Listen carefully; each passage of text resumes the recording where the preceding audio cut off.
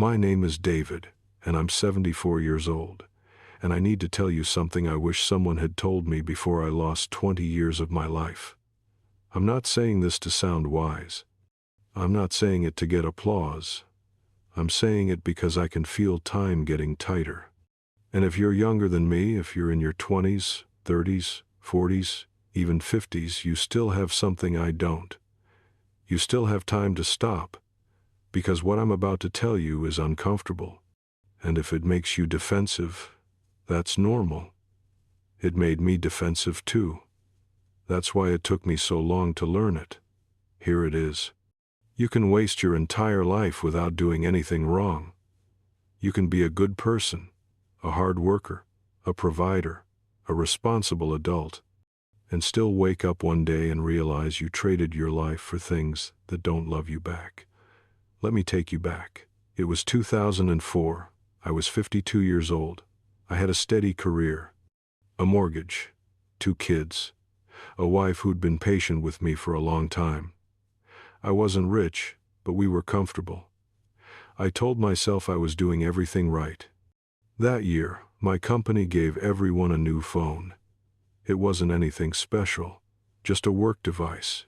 Email, calendar, calls, that's it. I remember holding it in my hand and thinking, this will make me more efficient. That's the first lie. The second lie was worse. I thought the phone was a tool.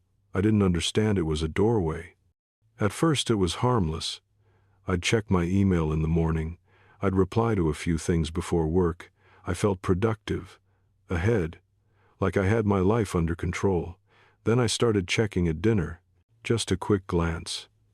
Then during my son's stories about school, just a quick response. Then during movies with my wife, just a quick look. I always had a reason. I always had an explanation. I was never doing nothing. I was always handling something important. And that's how you lose your life. Not in one big mistake, in 1,000 small decisions that feel justified. My son, Michael, was 13 then. My daughter, Lily, was 10. They were still at that age where they wanted you around. They still wanted to show you things, tell you things, sit near you for no reason. And I was there. Technically, I was in the same room. I was just somewhere else. I remember one night so clearly it makes my stomach tighten. Lily came into the living room with a little notebook. She'd written a story. It had drawings. She was excited in that way kids get excited when they've made something and they need you to see it. I was sitting on the couch. My wife, Anne, was in the kitchen. Michael was on the floor with a video game controller. Lily stood in front of me and said, "Dad, I wrote a story. Can I read it to you?" And I said, "Sure, sweetheart. Give me 1 second. 1 second." That's what I said. I didn't even look at her. I was looking at my phone. Some email. Some work thing. Something that felt urgent because it buzzed. She stood there quietly. I could feel her waiting. And instead of putting the phone down, I lifted my finger like a traffic cop, like I was managing her, like she was an interruption.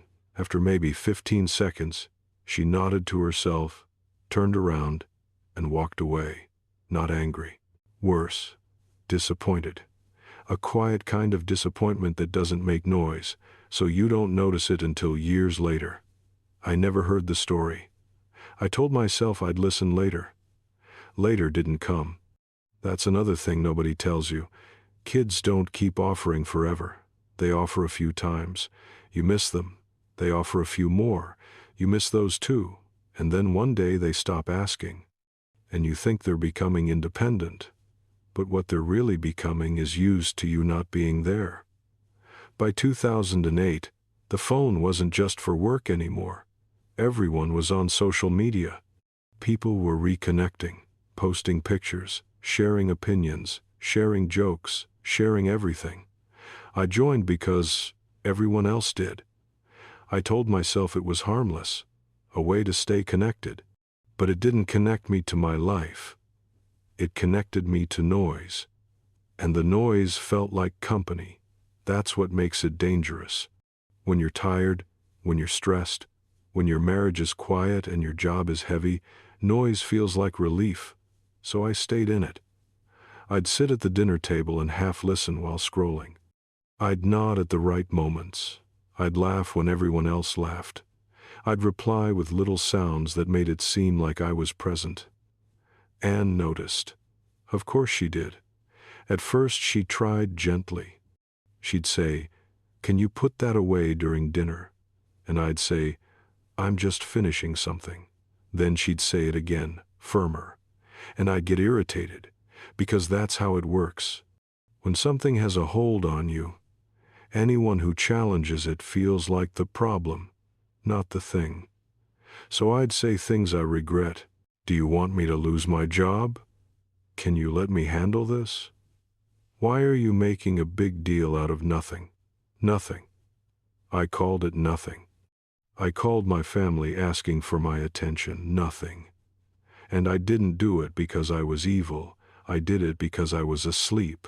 I didn't see the pattern. I couldn't. I was inside it. Then came 2012. Michael graduated high school. We were sitting in the bleachers. Anne was smiling. Lily was crying. Michael was trying to look tough like teenage boys do when they're proud and scared and trying not to show it. I remember thinking, this is a moment. Be here. And then my phone buzzed, and I looked. Just for a second. A notification, a message, a comment, something that meant nothing. And I missed Michael scanning the crowd for me. I missed it. Anne saw it. She nudged me and said, "He's looking for you."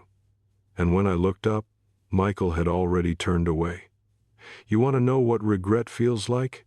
Regret is realizing the moment didn't wait for you. It came. It asked, "Are you here?" And you answered, "Not quite." And it moved on without you. That summer, Michael left for college. Not far. 2 hours away. Close enough to visit. Close enough to stay connected. But here's the thing about relationships. They don't stay connected by intention. They stay connected by behavior. By showing up. By calling. By being interested. By listening even when you're tired. I called Michael at first. Once a week. Then every other week. Then when I had time. Then only when Anne reminded me. And Lily was entering high school. She stopped bringing notebooks into the living room. She stopped showing me drawings. She stopped asking me to sit with her. She didn't become colder. She became realistic. By 2016, Anne and I were living in the same house like roommates. No big fights, no dramatic scenes, just distance. And I still thought we were fine. That's another lie. You can lose everything quietly. One night, Anne sat across from me at the kitchen table. I remember the light above us. I remember the sound of the refrigerator humming. I remember my phone on the counter, face down, but still in reach like it always was. She said, "I don't feel married to you anymore." And I laughed a little. Not because it was funny, because I didn't know what else to do. I said, "What are you talking about? We're fine." She looked at me like I was a stranger and said, "You don't even know me anymore." And she was right. I knew logistics, bills, schedules, appointments. I didn't know her. I didn't know what she was reading, what she was thinking, what she was scared of, what she wanted before her life was over. Because knowing someone takes attention. And I had spent years giving my attention away to people who didn't even know my name. A year later, Anne moved out. Not because of another man. Not because of a single betrayal.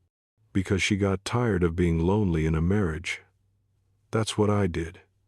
I made my wife lonely while I sat 3 feet away from her. After she left, I did what men like me often do. I doubled down on distraction. More scrolling, more news, more opinions, more anger, more noise, because silence was too honest. And then, in 2019, I had a health scare. Not a dramatic collapse, just a warning. High blood pressure, chest tightness. The doctor looked at me and said, "This is your body asking you to change." I nodded. I said I understood. I went home and watched videos on my phone until midnight. That's how powerless I was. Then came 2021. I was 69. Michael called me. Not Anne, not Lily, me. I remember seeing his name on the screen and feeling surprised, like it had been so long that it didn't feel normal anymore. I answered, and he said, "Dad, I have something to tell you." He paused. And I heard that old familiar sound in him, the kid who wanted me to be proud. He said, "We're having a baby, my first grandchild." And in that moment, I felt something I can't describe cleanly.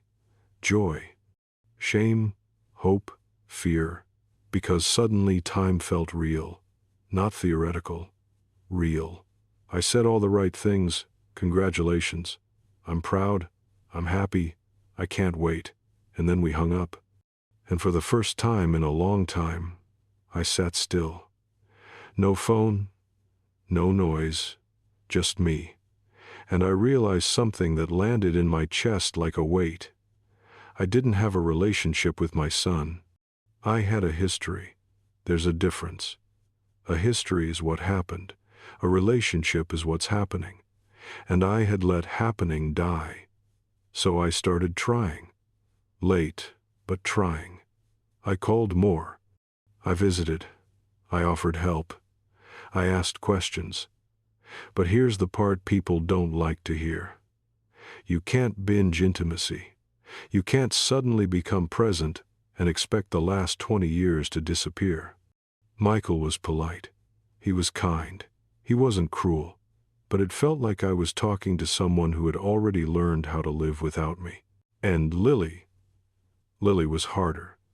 She answered my calls less. Her replies were shorter.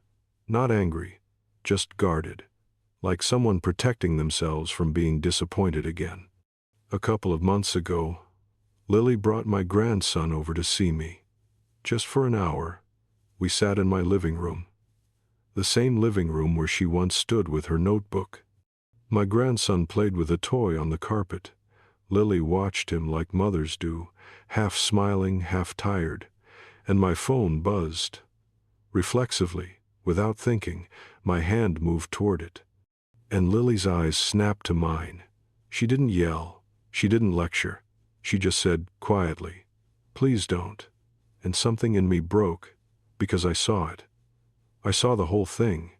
The dinners, the couch, the finger held up, the graduations, the missed glances, the quiet loneliness, the way my family learned to stop needing me. All because I kept choosing 1 second. So I put the phone in a drawer, not on silent, not face down, away. And I sat there and watched my grandson push his toy across the carpet like it was the most important thing in the world, because in that moment, it was. Here's what I want you to understand. Your attention is your life. That's not poetic, it's literal. Where your attention goes, your life goes. And if you give your attention to things designed to take it, you will wake up one day with a life you didn't mean to build. You think you're just relaxing. You think you're just catching up. You think you're just checking something real quick. But years pass the same way moments do, quietly. And then they're gone. Work will never love you back. The internet will never hold your hand in a hospital. Your followers will not sit with you in grief. The comment section will not come to your funeral. But your children will remember. Your spouse will remember. Your friends will remember, not your intentions, your choices. If you're watching this and you're thinking, okay, but I'm different. I thought that too. I thought I needed to stay connected. I thought I needed to stay informed. I thought I needed to be available. And all it did was make me unavailable to the people right in front of me. So here's my challenge to you. Not tomorrow, Not next week. Today. Put the phone down for 1 full hour and go be with someone you love. Don't half be there. Be there. Ask a question and listen to the answer without reaching for your pocket. Look at your child's face when they talk to you. Look at your partner's eyes when they tell you something small. Call your friend and let the conversation be awkward for the first minute. That's how real connection starts. Because one day you'll be my age and you'll realize the scariest thing isn't death. The scariest thing is realizing you were alive the whole time and you missed it. I'm 74 years old now. I have more silence than I know what to do with, and I would trade every piece of noise I ever consumed for one more evening with Lily at 10 years old reading me that story. One more dinner where Anne felt like I was truly there. One more moment where my son looked into the crowd and found me looking back. You still have those moments, but you don't have unlimited time to notice them. Leave a comment and tell me what you're going to change. Not to impress anyone, just to make it real. And if you want more stories like this, real ones, not motivational fluff, subscribe.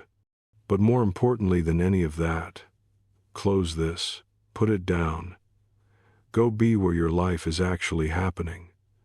Because time doesn't care about your plans, and it doesn't wait for you to scroll one more time.